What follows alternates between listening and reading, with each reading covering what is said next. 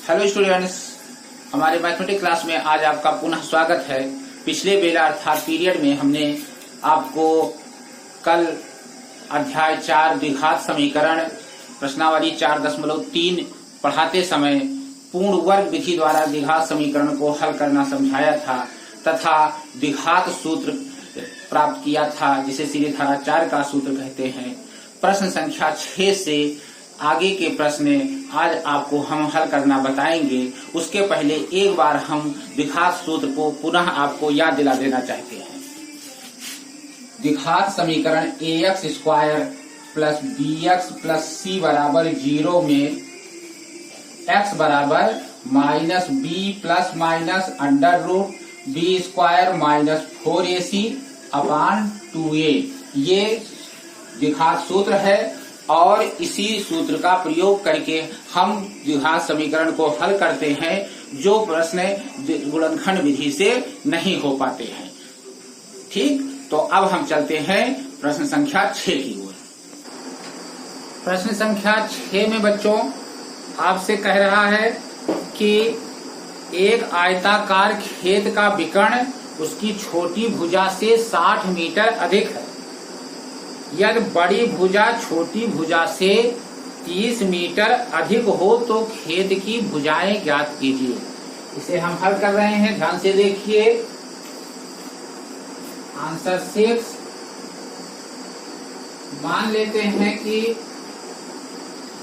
माना आयताकार खेत की छोटी भुजा, सबसे पहले मानेंगे माना आयताकार खेत की छोटी भुजा बराबर x मीटर। अब प्रश्न में चूंकि कह रहा है कि छोटी जो भुजा है उससे उसका जो विकर्ण है वो 60 मीटर अधिक लंबा है, तो लिखेंगे आयताकार, इसलिए आयताकार खेत का विकर्ण ये आपका होगा बच्चों x धन 60। फिगर में भी समझ लीजिए कि जैसे ये आयताकार खेत है, ये छोटी भुजा है, ये x है, तो ये विकर्ण कितना हुआ x धन 60। और बड़ी भुजा के बारे में आपसे कह रहा है कि बड़ी भुजा छोटी भुजा से 30 मीटर अधिक है, तो आप लिखेंगे आयताकार खेत की बड़ी भुजा, बड़ी भुजा ये बराबर होगा आपका x धन 30, मतलब ये x धन 30 हुआ। तो यहाँ पर देखिए बेटा चित्र में पाइथागोरस प्रमेय लग रहा है ना, तो यहाँ पाइथागोरस प्रमेय प्रयोग करिए। पाइथागोरस के प्रमेय से x स्क्वायर धन x प्लस 30 का स्क्वायर, क्योंकि ये छोटी भुजा लंब यहाँ दिख रही है और ये आधार और कर्ण है x धन 60, तो x धन 60 का स्क्वायर। हल कर लीजिए, आसान सा प्रश्न है। x स्क्वायर धन ये a प्लस बी के होल स्क्वायर फार्मूले से इसको ब्रेक करिए इस ब्रैकेट को, तो x स्क्वायर 30 संयम 900 2ab मतलब 60x और ये x स्क्वायर धन 60 का स्क्वायर 3600 2ab मतलब 120। सबको इधर ले आइए, तो देखिए x स्क्वायर 2x स्क्वायर, ये x स्क्वायर इधर आएगा, घटेगा तो घट के केवल x स्क्वायर इधर बचेगा। ये 60x है और ये 120 इधर x आएगा तो माइनस में आएगा, तो 60 में से 120 गया माइनस 60 अर्थात माइनस 60x, और ये 900 है, ये 3600 है, इसको इधर लेके आइए, तो 900 माइनस 3600 माइनस 2700 बराबर 0।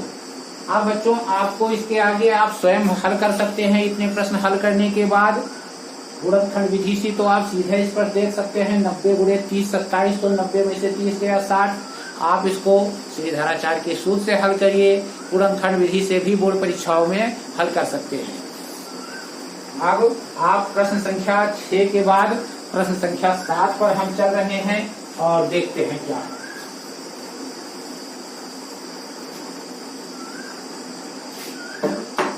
प्रश्न संख्या 7 में बच्चों आपसे कह रहे हैं दो संख्याओं के वर्गों का अंतर 180 है। छोटी संख्या का वर्ग बड़ी संख्या का 8 गुना है। दोनों संख्याएं ज्ञात करिए। तो हम मान लेते हैं कि दोनों संख्या, पहली संख्या x एवं दूसरी संख्या y। आंसर 7। माना छोटी संख्या बराबर, जो पहले कहा गया है, छोटी संख्या बराबर x, बड़ी संख्या बराबर y। अब कह रहे हैं कि दोनों संख्याओं के वर्गों का अंतर कितना कह रहे हैं?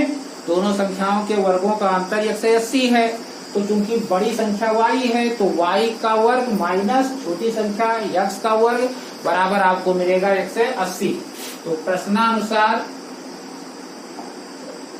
y² माइनस x² बराबर 180, ये हुआ समीकरण फर्स्ट।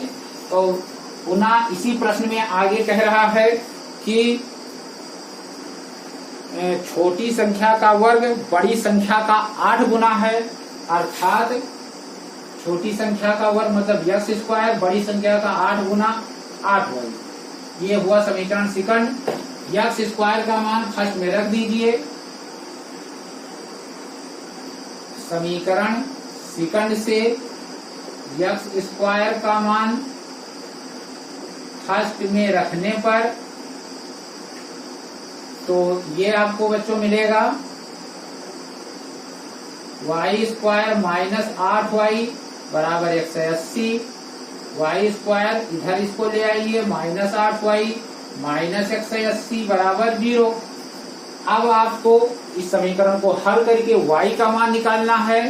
फिर y का मान जब मिल जाए यहाँ रख करके x का मान निकालिए और यही आपकी अभी संख्याएं हो जाएंगी। इस समीकरण को हल कर सकते हैं आप गुणनखंड विधि से, बहुत आसानी से हल हो रहा है। 180 का ऐसा गुणनखंड करना है कि घटाने पर 8 आ जाए, तो 18 दहयम 180 और 18 में से 10 जाएगा 8, बहुत आसानी से हल हो जाएगा। आप इसे गुणनखंड विधि से ही हल कर लीजिए। और हम अगले प्रश्न पर अर्थात प्रश्न संख्या 8 पर चलते हैं।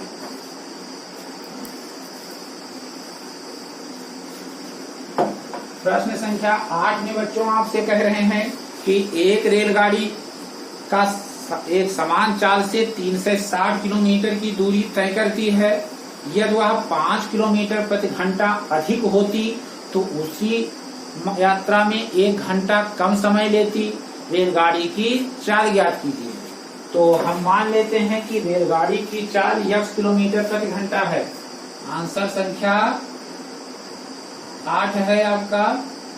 माना रेलगाड़ी की चाल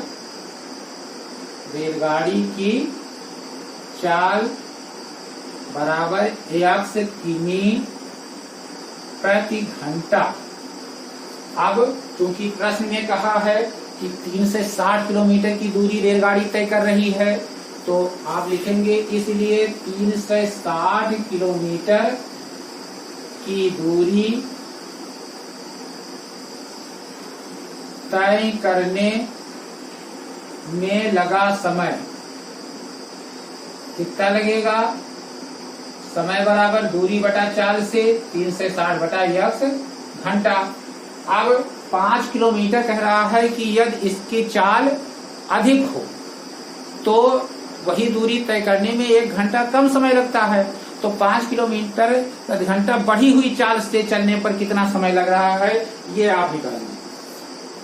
5 किलोमीटर प्रति घंटा अधिक चाल से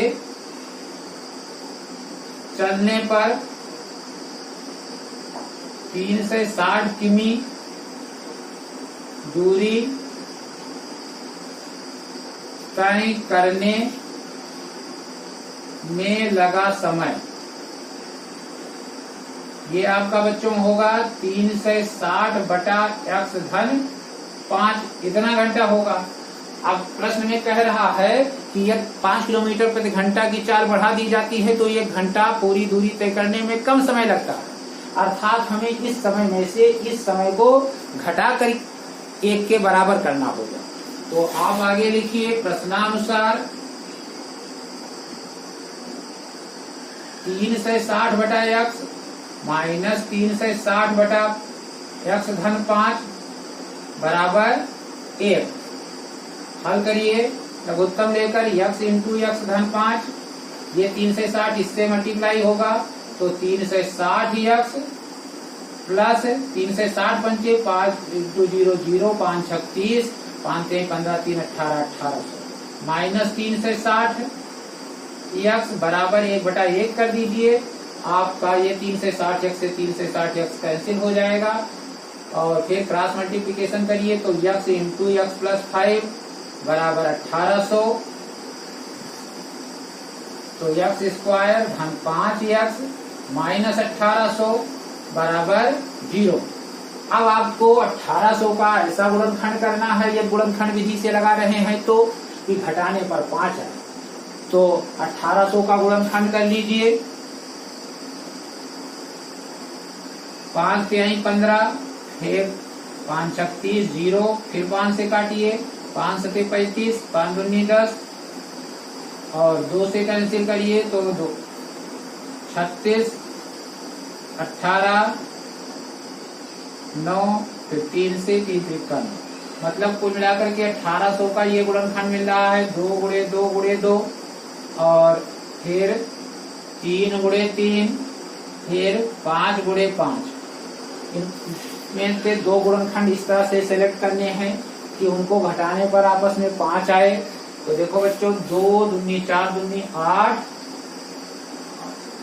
8 पंचे 40 और 3 3 का 9 बचे 45, मतलब 45 गुणे 40 ये आपका 1800 होगा और 45 में से 40 घटाने पर 5 आएगा।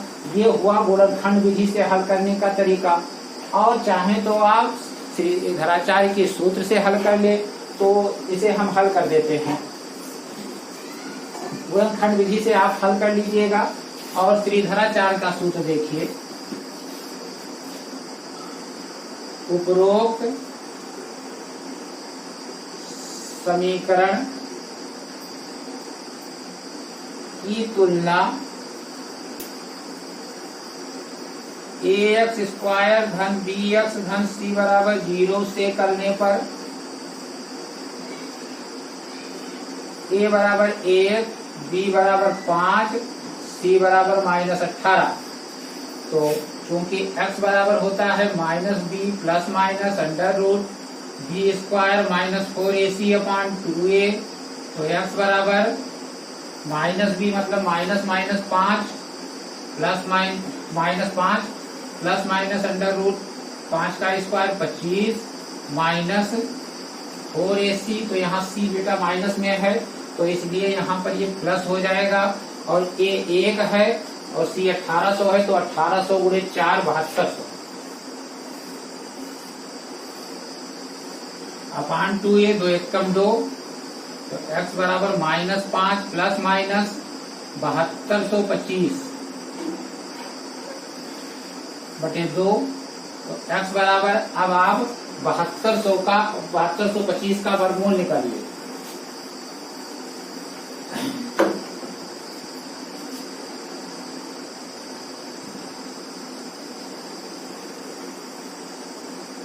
आठ 64, 8 8 16, 12 में से 4 गया 8, ये उतारिए 25, 5 बार लेकर जाइए,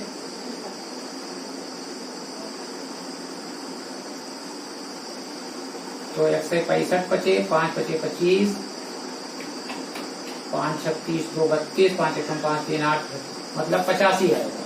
तो -5 प्लस माइनस 85 बटे 2।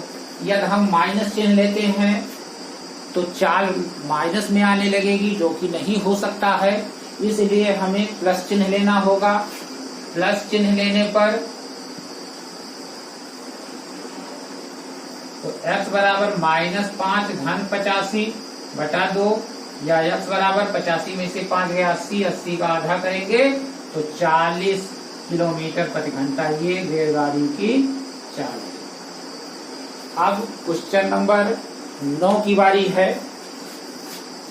क्वेश्चन नंबर 9 में बच्चों आपसे कह रहा है कि यदि 2 पानी के नल एक साथ एक हौज को 9 सही 3/8 घंटों में भर सकते हैं, यदि बड़े व्यास वाला हौज को भरने में बड़े व्यास वाला नल हौज को भरने में कम व्यास वाले नल से 10 घंटे कम समय लेता है, तो प्रत्येक द्वारा अलग से हौज को भरने में समय ज्ञात करिए। ये बहुत अच्छा क्वेश्चन है। अक्सर ऐसे प्रश्न बोर्ड परीक्षा में भी और कॉम्पिटिटिव एग्जाम में भी आते हैं। देखिए,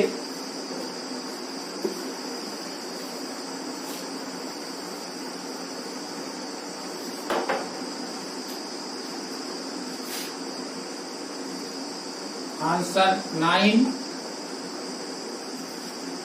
माना छोटे व्यास वाला नल, माना छोटे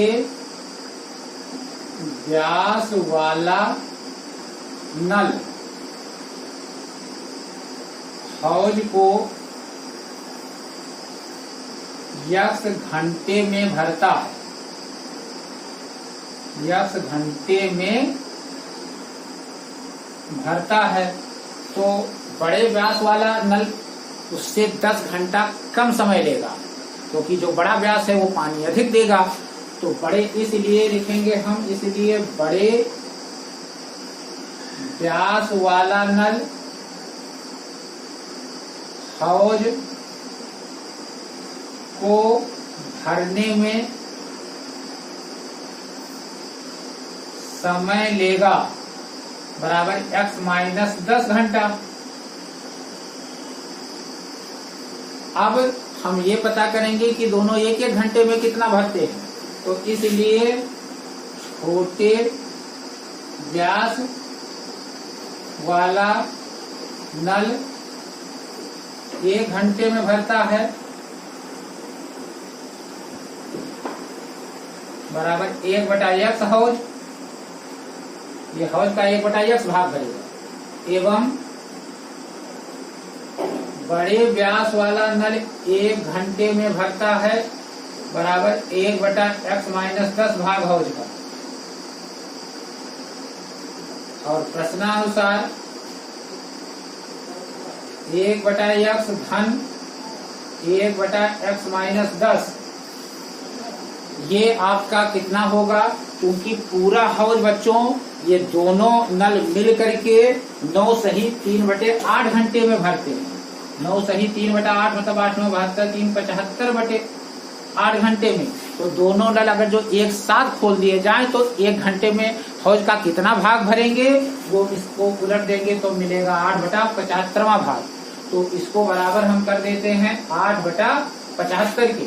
अब यही हमारा अभीष्ट द्विघात समीकरण है, जिसे हमें हल करके x को निकालना होगा।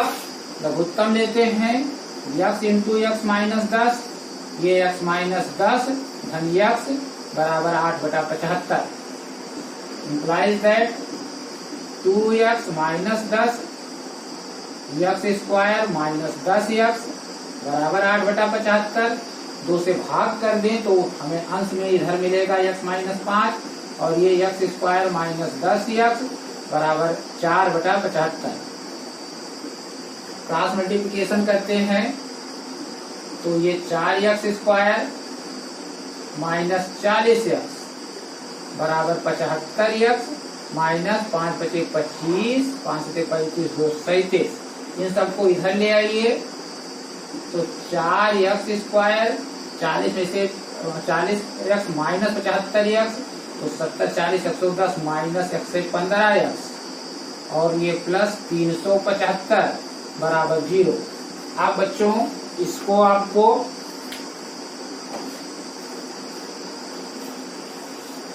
हल करना है। आप इसे चाहे फिर कहते हैं गुणनखंड विधि से हल करें या श्रीधराचार्य के सूत्र से हल करें। हल करके आपको x का मान निकालना होगा और फिर x का मान जब आ जाएगा तो आपको पता चल जाएगा कि छोटा हौज कितने घंटे में भरता है और x में से 10 घटा देंगे तो पता चलेगा कि बड़ा हौज कितने घंटे में भरता है। तो इसके आगे आप स्वयं हल करने का प्रयास करिए। कई प्रश्न आप हल कर चुके हैं पीछे, और उसी तरह से इसे भी आगे हल करिए। और आगे प्रश्न संख्या 10 को देखते हैं।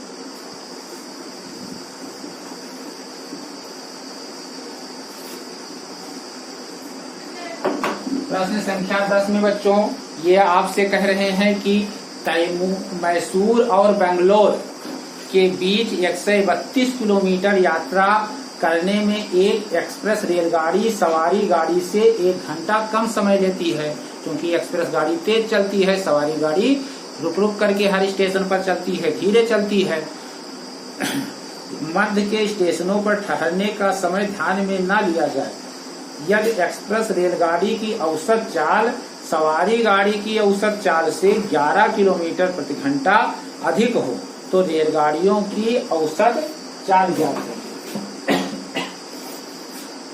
मान लेते हैं हम, माना प्रश्न संख्या 10 है ये, आंसर 10। माना सवारी गाड़ी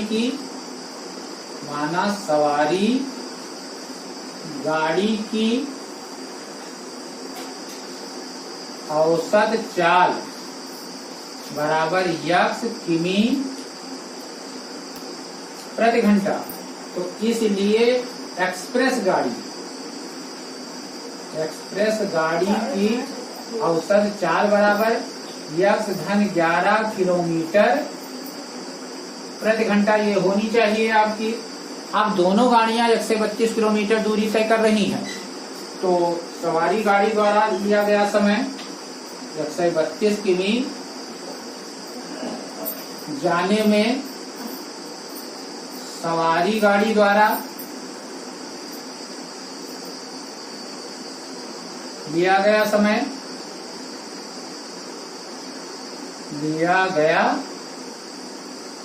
बराबर 132 बटा x घंटा एवं 132 किलोमीटर जाने में एक्सप्रेस गाड़ी द्वारा लिया गया समय 132 बटा x धन 11।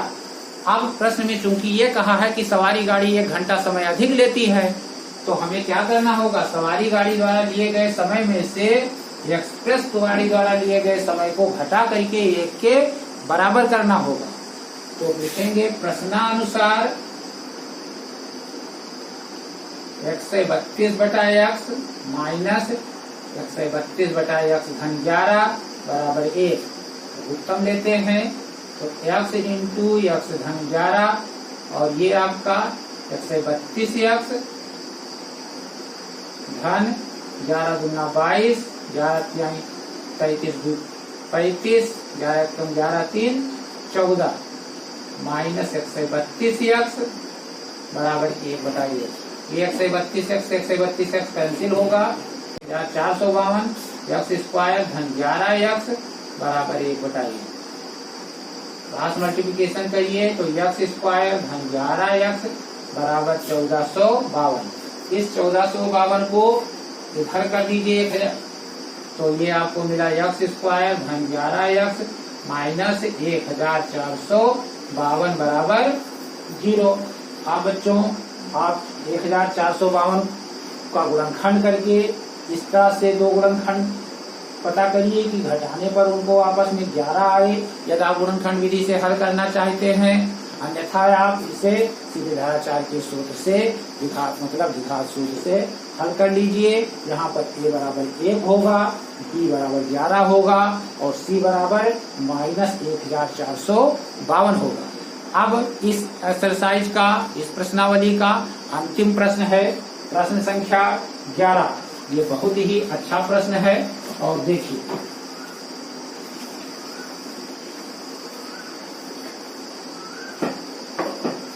प्रश्न संख्या 11 जो है इसमें बच्चों आपसे कहा जा रहा है कि 2 वर्गों के क्षेत्रफल का योग 468 मीटर है। यदि उनके परिमापों का अंतर 24 हो तो दोनों वर्गों की भुजाएं ज्ञात कीजिए।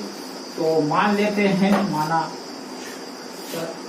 आंसर 11, माना छोटे वर्ग की भुजा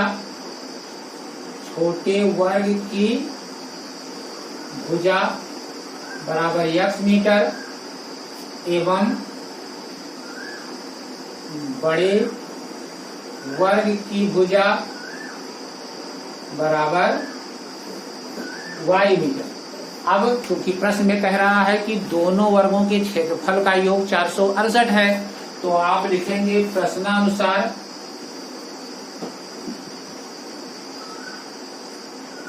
x स्क्वायर धन y स्क्वायर बराबर 468 समीकरण फर्स्ट। और इनके परिमापों का अंतर बच्चों कितना कह रहा है? परिमाप का अंतर 24 मीटर कह रहा है। तो हमें बड़े वर्ग के परिमाप में से छोटे वर्ग के परिमाप को घटा करके 24 के बराबर लिखना होगा। तो लिखेंगे पुनः बड़े वर्ग का परिमाप कितना होगा? 4y होगा, क्योंकि वर्ग का परिमाप बराबर 4 गुणे भुजा होता है।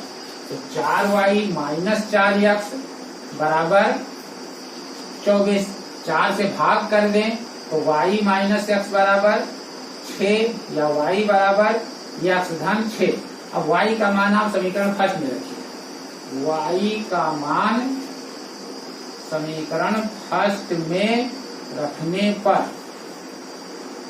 तो x स्क्वायर धन x धन 468, तो x स्क्वायर धन 6 का स्क्वायर 36, 6 दूनी 12x, 2ab के जगह पे 468 x स्क्वायर 2x स्क्वायर धन 12x और ये धन 36 माइनस 468 बराबर 0।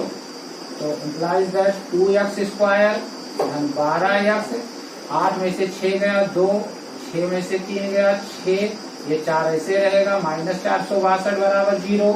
2 से भाग करने पर तो x स्क्वायर धन 6x माइनस 2 दूनी 4, 2 यानी 6 और 2 एकम 2 माइनस 231 बराबर 0।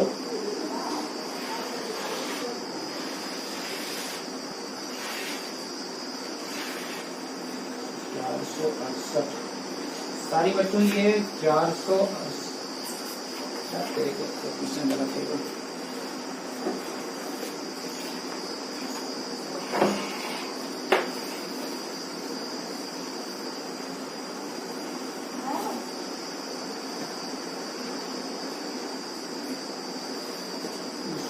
लेना बस।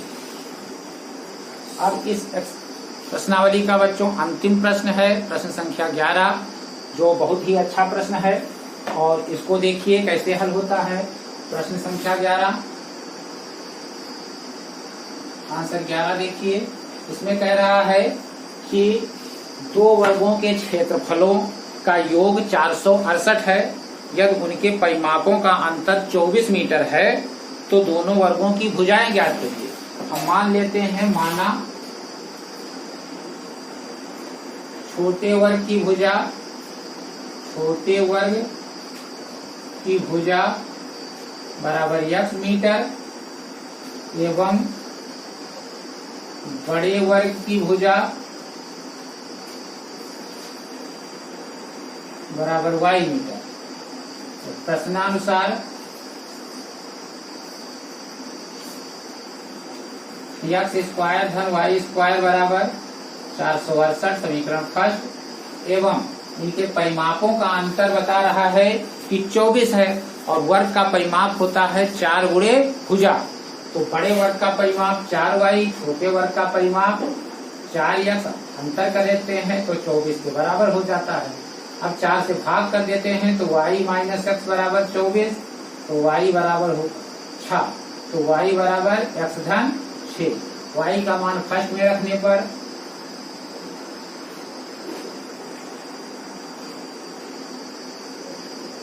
तो x स्क्वायर धन 6 का होल स्क्वायर बराबर 468।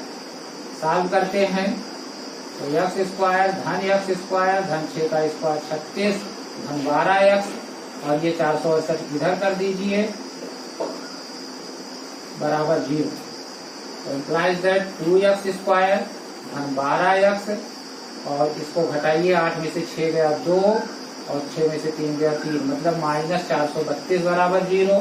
2 से भाग करने पर x स्क्वायर धन 6x माइनस 2 दूनी 4, 2 एकम 2, 2 छक 12, 216। अब आपको इसे सिद्धाचार के सूत्र से हम हल करके समझा रहे हैं। देखिए पुनः लास्ट प्रश्न है, उपरोक्त समीकरण की तुलना ax स्क्वायर धन bx धन c बराबर 0 से करने पर a बराबर 1, b बराबर 6, c बराबर माइनस 216। क्योंकि x बराबर क्या होता है minus b plus minus under root B square minus 4ac upon 2 गुणे a। तो अब आपको x बराबर क्या मिलेगा माइनस b अर्थात minus 6 plus minus under root 6 का स्क्वायर 36 माइनस 4, a के जगह पे 1 है, c के जगह माइनस 16, तो ये प्लस हो जाएगा 4 इंटू 1 इंटू 216 बटा 2 एकम 2। तो x बराबर minus 6 plus minus under root 36 धन 4 छक 24 और 4 एकम 4, 2 6, 4 दूनी 8 बटे 2, 4 छक 24 के 4, आखिर आए 2, 4 एकम 4, 2 6, 4 दूनी 8। तो इम्प्लाइज दैट x बराबर माइनस 6 प्लस माइनस 4 6 10 के 0, 6 3 9 1 10 के 0, 8 1 9 बटे 2। इम्प्लाइज दैट x बराबर 900 का वर्गमूल 30 होगा, तो माइनस 6 धन प्लस माइनस 30 बटे 2। अब देखिए बच्चों पुनः यहाँ पर पिछले प्रश्न की ही तरह, यदि यहाँ पर हम ऋण चिन्ह लेंगे तो x का मान हमें ऋणात्मक मिलेगा, जो कि एक वर्ग की भुजा है। किसी भी वर्ग की भुजा ऋणात्मक नहीं हो सकती, अतः यहाँ हमें ऋण चिन्ह नहीं लेना होगा। तो अब हम धन चिन्ह लेते हैं। धन चिन्ह लेने पर तो x बराबर माइनस 6 धन 30 24 होगा बटा 2। इम्प्लाइज दैट x बराबर 12 मीटर, अर्थात छोटे वर्ग की भुजा 12 मीटर है। और इसलिए y बराबर, यहाँ से देखिए y बराबर x धन 6 है, अर्थात 12 धन 6 बराबर 18 मीटर। ये हुआ आपका आंसर, अर्थात बड़े वर्ग की भुजा आपको 18 मीटर मिली है और छोटे वर्ग की भुजा 12 मीटर। इस प्रकार से बच्चों आज आपका प्रश्नावली 4.3 समाप्त हुआ है। और फिर प्रश्नावली 4.4 में हम आपको द्विघात समीकरण के मूलों के लक्षण के बारे में बताएंगे, और ये बताएंगे कुछ प्रश्न ऐसे भी हैं जिसमें कुछ शर्त दिए गए हैं और उनको द्विघात समीकरण बना करके जांच करना है कि जो दिया गया शर्त है वो संभव है अथवा नहीं। धन्यवाद।